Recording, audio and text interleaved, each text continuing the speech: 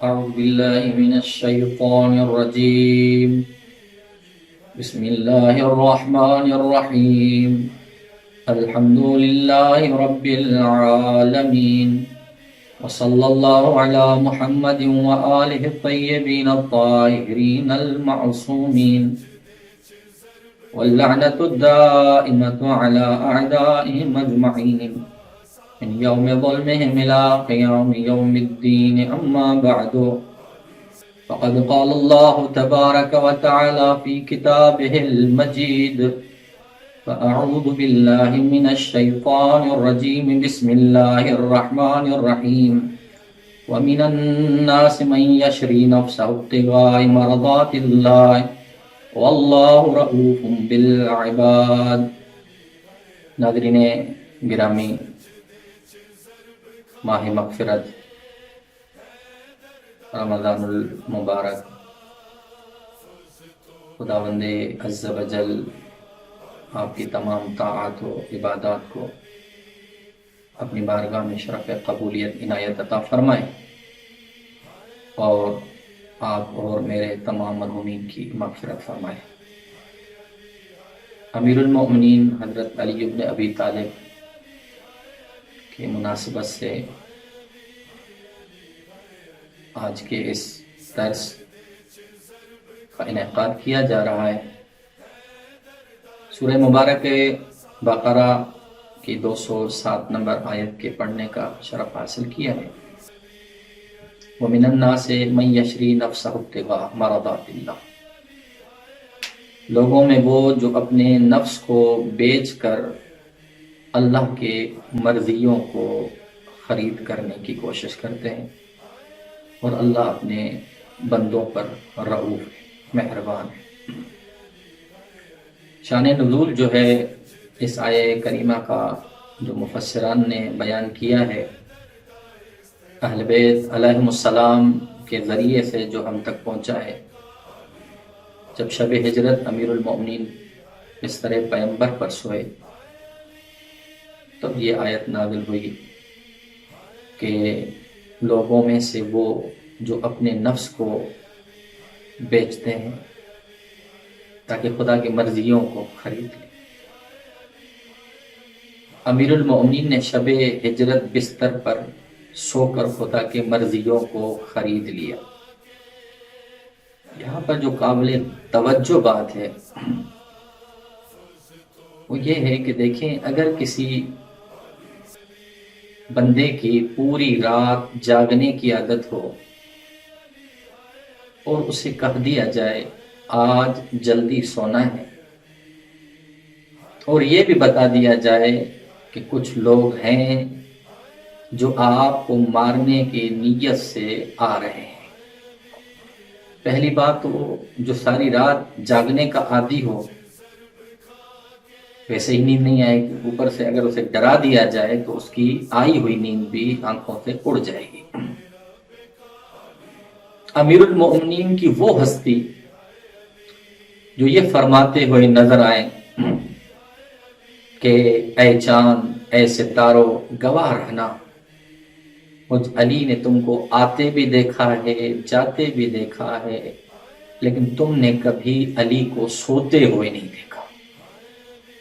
اسی علی سے جب سوال کیا جاتا ہے یا علی، زندگی میں کوئی تو ایسی رات ہوگی جو آپ اطمینان کی نیند سوئے ہوں گے، امیر المؤمنین فرماتے ہیں شب ہجرت بستر نبوی، تیروں، نیزوں اور تلواروں کے سائے میں مجھ علی نے اتنی اطمینان کے ساتھ نیند کی کہ میں نے کروٹ تک نہ بدلی۔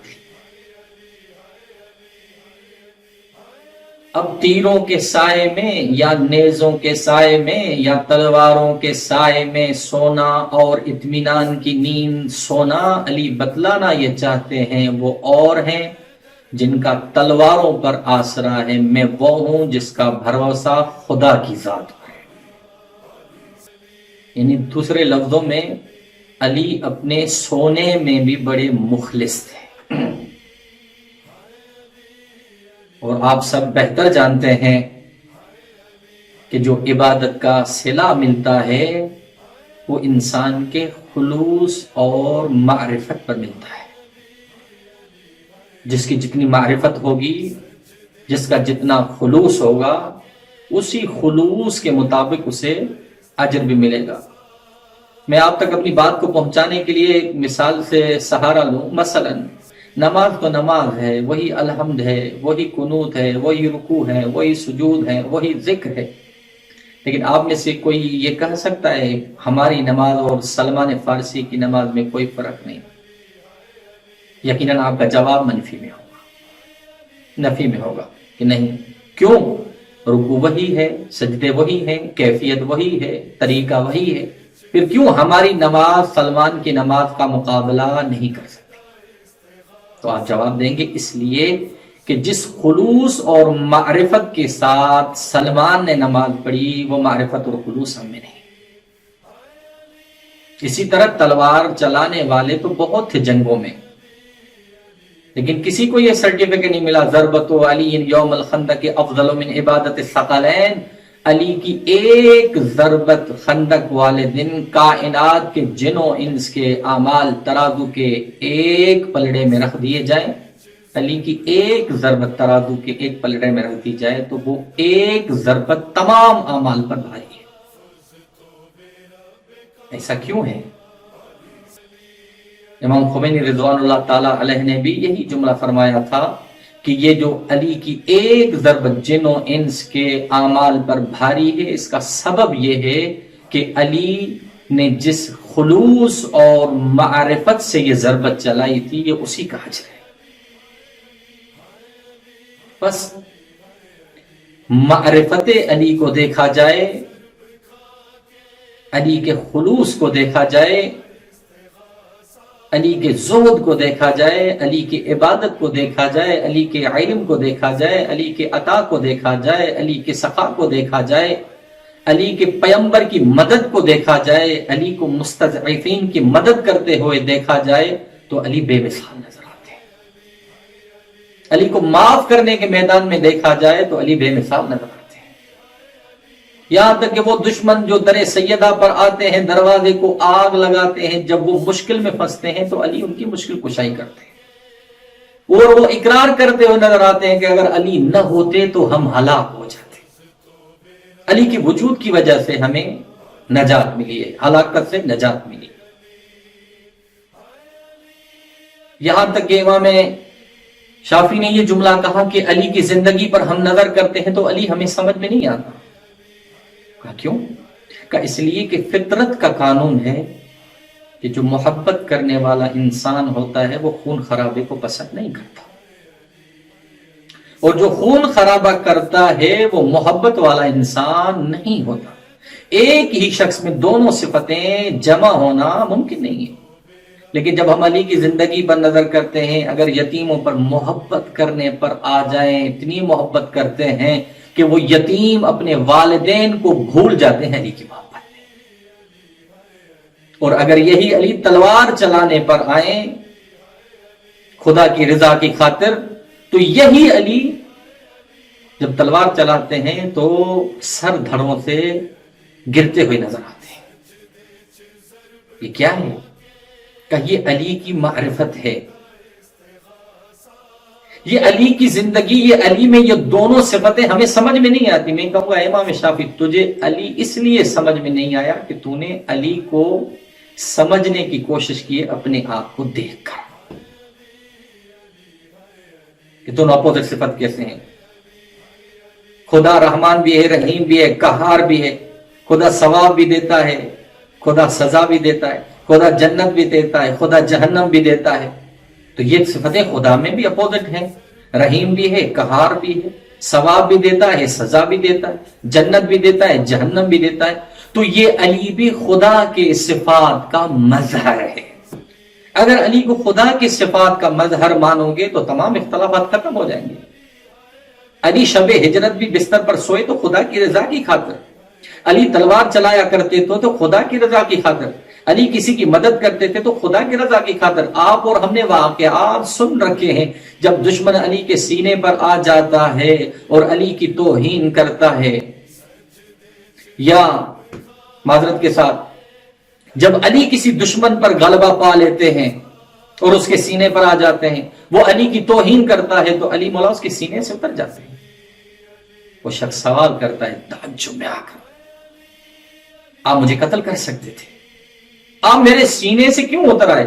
علی مولا فرماتے ہیں پہلے خدا کی خاطر قتل کر رہا تھا، اب تو نے علی کی توہین کی ہے۔ علی کبھی اپنی خاطر کسی کو سزا نہیں دیتا، علی کے اعمال اور علی کی عبادات خدا کی خاطر ہوتی ہے۔ علی کی عبادت اور علی کا خلوص امام خمینی رضوان اللہ تعالی علیہ فرماتے ہیں اس حد تک ہے کہ ملکوتی بھی یعنی فرشتے بھی یہ آوازیں دیتے ہوئے نظر آتے، لا فتح الا علی لا سیف الا ذوالفقار۔ چھٹے امام سے بھی یہ روایت ہے۔ یہ کیا تھا؟ یہ علی کا خلوص تھا۔